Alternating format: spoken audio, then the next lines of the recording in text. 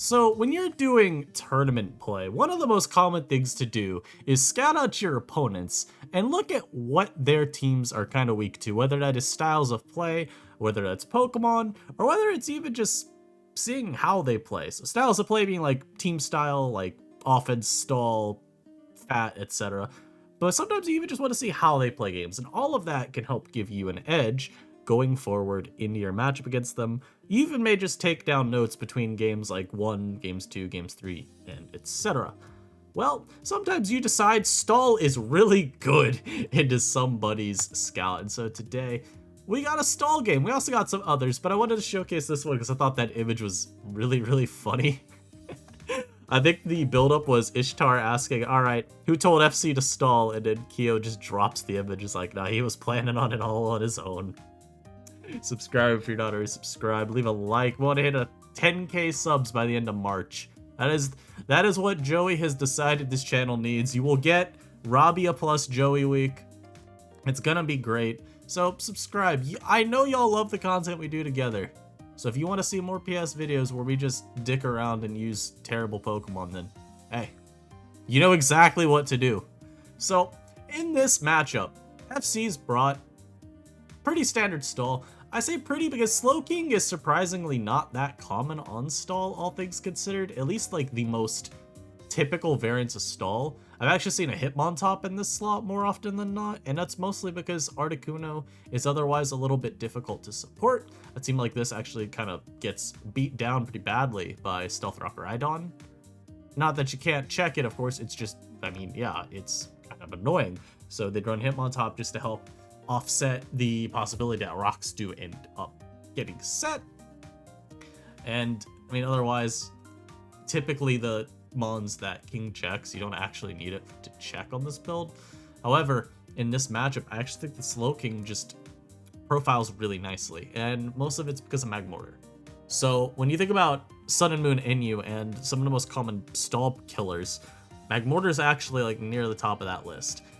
Z-move Mortar with Taunt is very hard to deal with for stalls outside of the like Delphox stalls. And I've not seen a Delphox stall in a long time. So those Delphox gets Wish. That's literally it. You can have like double Wish Pass, and it's kind of cringy. But Magmortar kind of just beats all the other ones down because, like, look at this team. Or imagine there's a Hitmontop there. Where's your check? Slowking does help quite a lot. But if it's like Electrium Z Mortar, well, you do have to make sure you scout very accurately because T-Bolt into Gigavolt Havoc. I don't know if you need any chip to kill King. You may just kill it with T-Bolt and a Gigavolt. I'd have to look at the calc to remind myself. But optimistically, you only need a bit of chip, or pessimistically, you only need a little bit of chip, right? And so it can be kind of hard. Now, the nice thing is, Audino gives you a very good scouting partner. It doesn't die to Focus Blast. You just got to worry about all-out pummeling. You even have not Magmortar.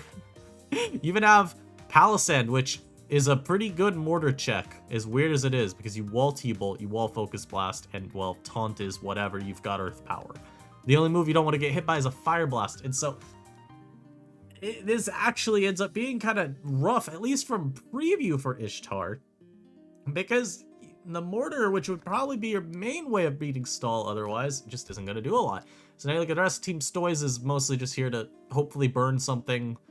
Spin Rocks. Absol, it's kind of tough to say what the Absol would be because there's a Rotom with a Blastoise. Rotom normally is Defog, but if there's a Stoiz, it's not going to be Defog. So now you have to ask, is it Z? Is it Scarf? You know, if it's Scarf, are you going double Scarf? If it's Z Rotom, does that mean it's like an AV Mortar or a Specs Mortar? So there ends up being a good bit of set ambiguity, which can work to Ishtar's favor here. And of course, the Absol, no matter what it's set, it will have Pursuit. If you're able to do something like, say, Pursuit Trap the Zot, well, maybe then you actually get your rocks up. And for the long term, that actually ends up being very, very good as a way of beating down the stall. And what is FC's win con? Simply winning the game before Ishtar does. I mean, it's stalled. There's not really anything on this team outside of Slowking that you're worried about setting up. Maybe it's Plot Slowking and it goes in, or Calm Mind Slowking, same thing, and it goes in. King offensively is actually really, really hard for this build to deal with. You're relying an awful lot on pretty much Absol, Rotom, Mortar just all pressuring it. You've got plenty of mons that threaten damage on it. It's just you don't have like kill threat on it from full, which makes it hard. Not a lot of mons kill King from full. I just think a lot of mons don't even threaten like that significant a damage. So as you immediately FC scouts out the Absol Protect. Scarf Absol is just buying away its most common set nowadays, and so you're always going to see people scout it with a Tect no matter what. And the Rotom Volts, that damage tells you it is an offensive Rotom. So whether it's Z-Move or Scarf, we still don't know. Again, double Scarf. You read if you think that it's that on this team. I'll let the game speak for itself as we go on. But here, FC and Nastoiz just trade Scalds. Eventually, the Slowking decides, I've had enough of this. It goes for a Plot Tua. And now the Blastoise has to run away. Tail between its legs, or hiding in its shell. I don't know where it goes. A Psych HP Grass, because why not? So the reason for HP Grass is a lot of the time you get these Blastoise Seismitoad mid-offs where they just stare at each other. And Size technically has a bit of an advantage because of knockoff. So you're able to get rid of Stoice's lefties and overall win the exchange. So HP Grass, it gives you a little bit better of a time there. It's something at least decent to consider there. Aldino gets left by the victory, which is in theory good. It allows Magmortar free switching here as the Articuno is doubled out to. And now, I mean, again, this is why I talked about how you really, against this Mortar, have to play very perfectly. T-Bolt doing 23, by the way, at Aldino is kind of a lot. And we do see just a double T-Bolt trying to catch that Slowking on the switch. And you may also be wondering, why is it Leftovers Aldino instead of being Mega Aldino? This is kind of similar to, I didn't do a video on this game, but Oathkeeper versus Watashi in Gen 6 NU. And you can see here, by the way, it was actually Trick Rotom as well, since double Scarf. But Watashi had Leftovers Aldino instead of going Mega as well. And you do end up having some favorable damage rolls when you have that lefties recovery, as opposed to just Megaing never having the recovery. You do actually really appreciate this extra longevity, and you can see it work out quite nicely in this game too. We all see it was all out pummeling Mortar, and it did, unfortunately for Ishtar, hit into the Slowking. If that was Gigavolt Havoc, yeah, no, I think it was actually one-shotting Slowking, so we could safely say Mortar is fine into King when it's ZT Bolt. Unfortunately, it wasn't. Kind of dire from here. So Focus Blast Miss sucks. That was gonna do a million. Now the Magmortar eats a Toxic, and the game feels like it's slowly running away. Mostly too because the trick from Rotom ended up catching the Articuno as opposed to, say, the Aldino. It would have been a much better mon to have punished, because then it can't scout nearly as easily every time it protects. You know, then it has to switch, and it just gives you a little bit of an ease up on those future attacks from your Magmortar. And so, for most of this game from here on out, basically what you're just going to see is Ishtar is going to do everything in her power to keep momentum in her favor, whether that is double switches as Xatu tries to check the licks by going Mortar, whether it's just Rotom, you know, Bolt switching and getting better positioning. That's pretty much all she has. And this knock, I don't actually know if this knock is good. Articuno losing its Scarf is obviously good for FC. I just don't know if you need a double knock there, but it is what it is. Steelix come out here, and you're going to see again what I was saying. Double. This time Rotom comes out, though. I guess you got to look for whatever little victories you can get. So Volt Switch here allows you to get back out to your Victory Bell. You can put another Pokemon again to sleep. It ends up being the Articuno this time. As I lied, because it Sludge Bombs. Poison on Articuno is good. They always have Heal Bell, but hey, you may as well make it waste a Heal Bell at some point, right? Plus, I mean, enough Sludge Bombs throughout the team. It's still good pressure, especially if you're able to, like, prevent Kuno from getting off the Heal Bell. Maybe by getting Magmortar in against it repeatedly, or even just Steelix. That's pretty much what you'd be hoping for long term. And we see here too, the Rotom just through this offensive play has actually been able to get a ton of HP back too, which is pretty good for it. Absol this time doubled out, probably predicting the Xatu there. Unfortunately, FC decided he was going to be Noctuaing. Steelix comes out here, and again, you want to get rocks. It's just they're not going up against the Xatu team. I'm sorry for those at home that hate Xatu. This Pokemon will be walling. But, I mean, look, Ishtar has infinite momentum pretty much. It gets Victory out again. Doubles back to Rotom, predicting Articuno to come out. So now you get another free Volt Switch here. I mean, it's not like the end of the world, right? Because this also gives you free Mag Mortar or Steelix, like we've been talking about. And Articuno, yeah, I mean, you can go for the Roost, but does it really save you long term? Well, yeah, pretty much. Roost trying into Mortar. That's actually a really good chip because you do not want this Mortar to have too many turns. It may not even be matter because FC is predicted essentially every turn perfectly against the Mag Mortar, which is, yeah, I mean, it's just very nice. Future Sight gets set up, it's not going to matter at all. Steelix is already out. And of course, too, Absol could always get sacked if you really needed to, so not a huge deal. Steelix having lost lefties, though, does make it a little bit harder to play this out long term, so chip is good.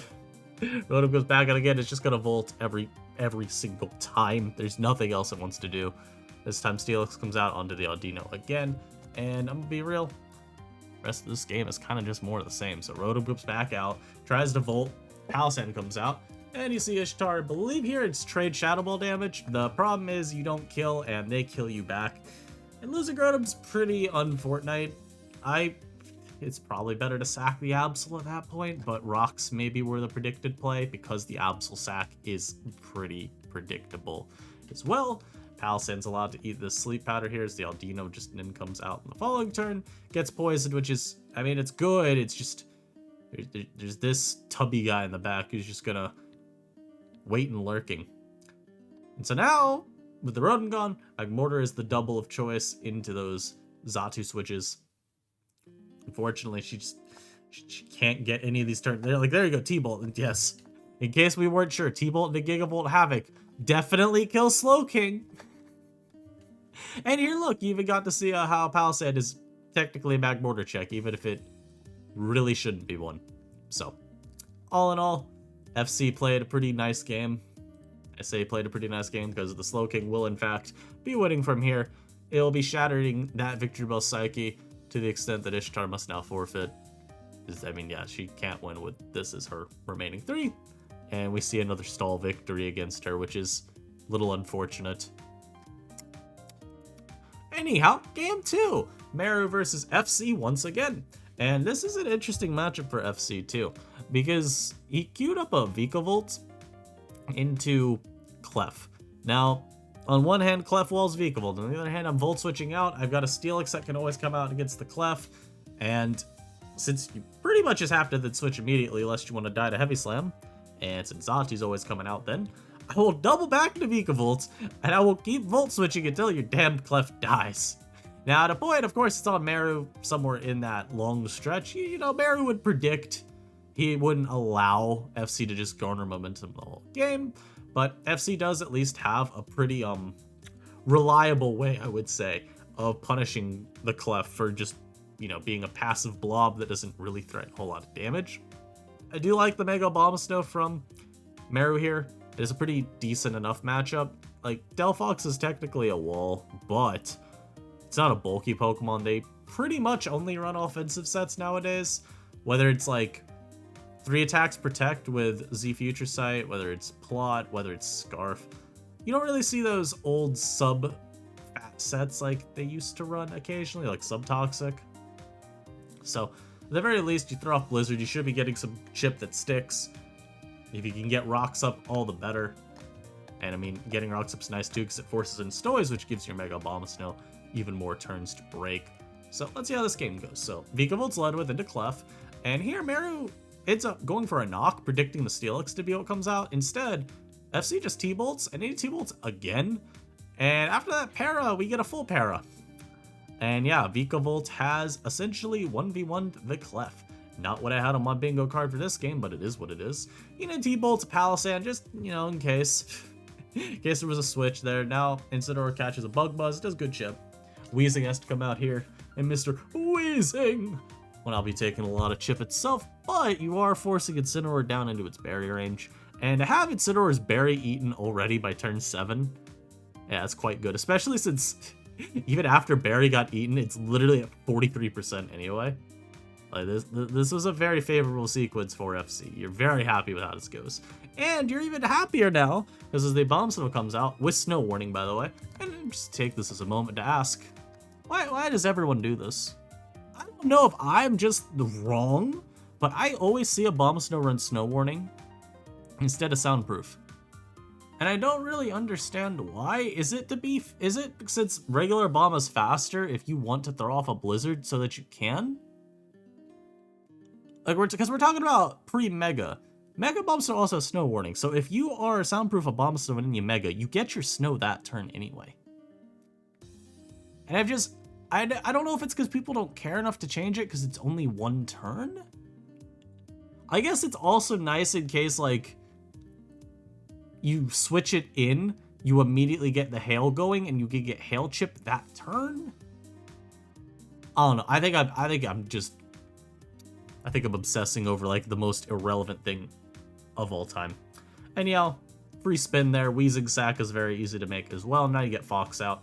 And Delphox looks pretty good against a team where Clefairy's already been taken out of it, and Incineroar's almost dead. This is the first Fire Blast, but the next connects. So Clef is down. And now Incineroar is going to be able to come out, but dude, you're, like, already dead. Good U-turn here from Meru, just to make sure momentum's kept up. You can get out your Palisand here. Can't touch this Braviary at all. But unless they're bulk up, you don't really care.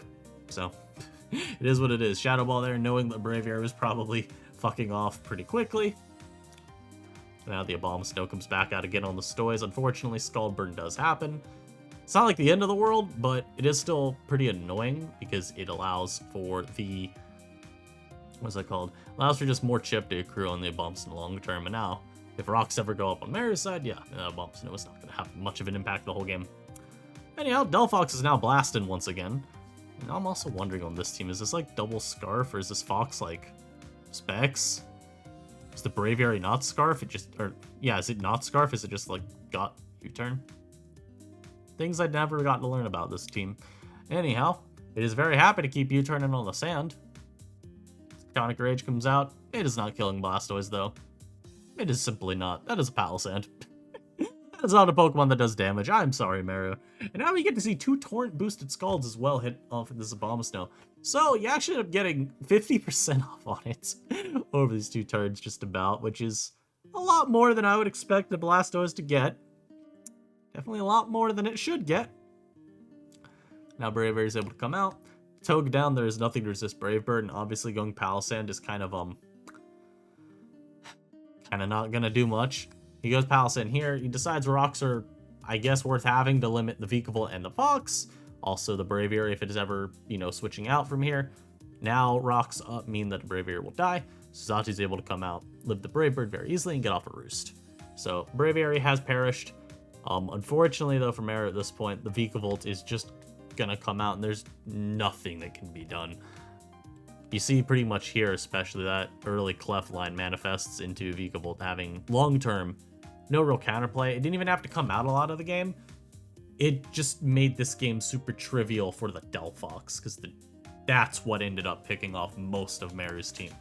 And it's so funny too because that knockoff to predict Steelix, the Steelix didn't even come out the entire game. Insane. Anyhow, now we get Clementine vs. Feli, and I promise you, this is one of the worst games I've ever seen. Not because the play was bad, just because of how the game ends. It's just truly diabolical. So, from preview, this is a Pangoro. He's always kind of scary. You have Golbat plus Passimian, though, so you shouldn't really ever be losing to Goro itself. Even Rotom checks because of your Bullet Punch resistance. I actually really like Feli's Delphox matchup here as well, because I think one of like Rotom or Golbat should always get some chip on Druddigon just pretty naturally. And from there, there's really not a whole lot that Clem's team has for Fox. Magius is faster, though this also assumes it's not like Scarf Fox, which would just outspeed and very easily beat Magius. So yeah, get your chip on Drud early, and the Fox should be winning. So we do see what I was talking about manifest very quickly. Rotom is let off into the Drud, you get your Wisp, you can defog immediately, and yeah, wonderful couple turns for Feli there. He gets brought out into his Passimian here, knocks the block off of that Tuna Turnpike, and in this turn here was quite amusing. He is not Scarf Pass. The Mismagius comes out, and yeah, CC'd. Okay, man.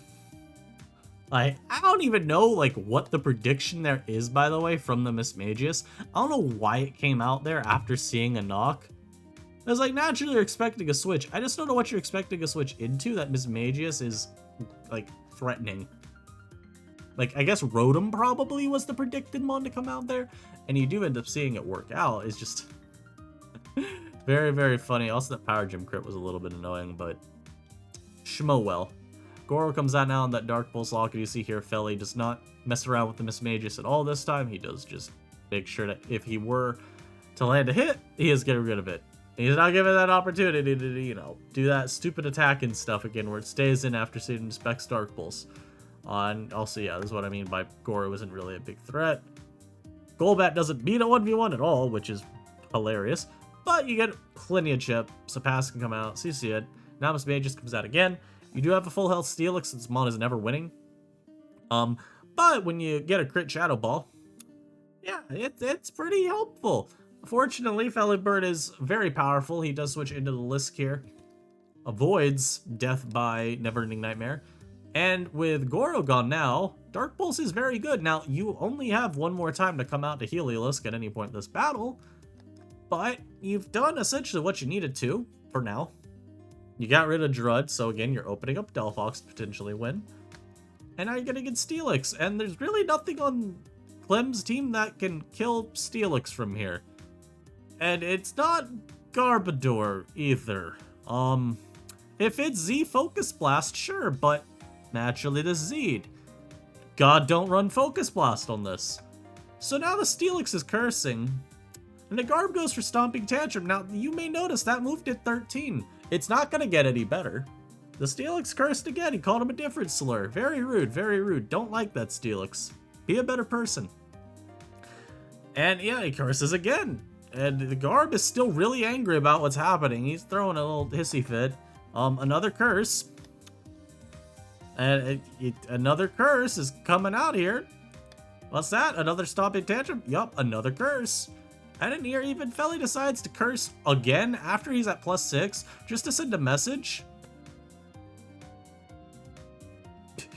Literally at this point, you have outdamaged Stomping Tantrum, and he's literally going for curse just for a little bit of extra lefties, I think, at that point, or just because he felt like it. I love the I am so dumb. See, what I'm wondering is what makes you say that, though? Like, why do you feel dumb after this? Because you could have gone to Dhelmise earlier, or maybe into Mismagius?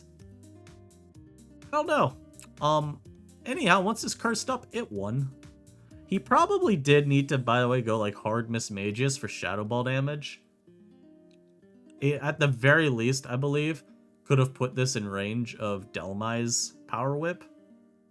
Instead, we watch a team just get run down by a Curselix in the year 2025. Do with that information as you will. I am not gonna judge you for how you feel after watching that.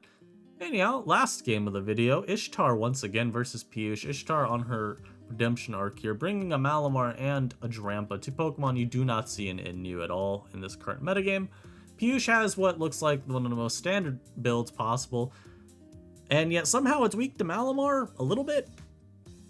And I only say it's a little weak to Malamar because, I mean, you're pretty happy to knock the pass, and knocking Comfy means that a Pokemon is probably never winning the game because it really needs its Life Orb to make progress. So pretty good for Ishtar. Just there you've got, once, like I always like to talk about, you got some very direct lines of play that you can make to help out. Drampa also looks pretty okay as a breaker here. Alolan Exeggutor is just better. But it's nice that you check Dhelmise. I'm okay to say that. You check Dhelmise. It's honestly like an okay enough matchup. Sneasel, for once in its life, has a decent matchup in response, and even you could argue the King has an okay-ish matchup. But between like all of Togue, Malamar, and Whimsicott, I don't think you're ever losing to Slowking. It's just, it's an S-rank Pokemon, so it can always be a little bit tough. Sneasel, if anything, is the one I would be the most worried about, just given, yeah. You're switching to Sneasel. It's literally like wheezing and nothing else I trust to take one hit.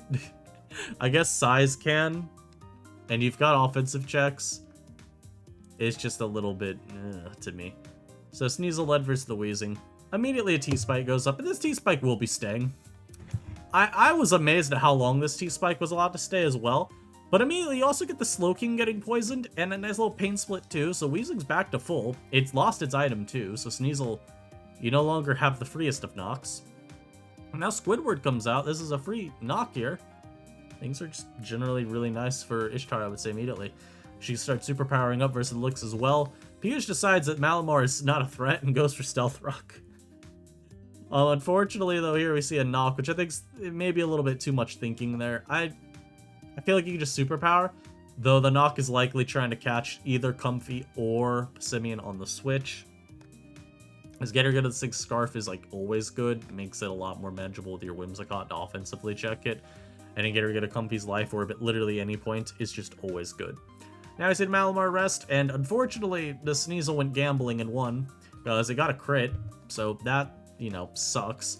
And Malamar pulls rest as well from Sleep Talk, which just sucks. So now you have to sack Malamar entirely, despite it having a pretty solid matchup here. Toge, though, gets to come out now. At least U-turn is a free kill. And if you're forcing a good Steelix, you're happy about that, because this mon is not a problem anymore after all the chip. Strampa gets to come out, pick it off with a flamethrower, now allow Sneasel back out. I lied, though, because Delmise came out, because Piyush is tired of this damn T-Spike. Unfortunately for Piyush, though, this is a Drampo, so you're taking 1 billion from these 2 flamethrowers. And by billion, I mean you're dead. You're gonzo, Delmise. You're gone. Pack it up, brother. You're washed. Passed out and come out. You turn to kill a Drampo. Bring out Sneasel, Comfy, whatever you want to go to. Comfy's chosen as the sacrificial lamb here because it will not be beating this Togedemaru. You can just U-turn here as well because, well, I don't think Iron Head one-shots. You don't want them HP grounding and killing you. You do not want to give your opponent any extra room. So, U is the safe play. And no slack off comes from the Slowking, so you do get to kill it with that Moonblast. Now the Comfy decides, you know what? I do want to try to win, so it goes for Calm Mind. Unfortunately for Comfy lovers all around the world, it will never be winning this game. There's a full health of Togedemaru. You're not him. I promise. It goes for draining because it does a lot, mind you. But it doesn't do nearly enough to kill.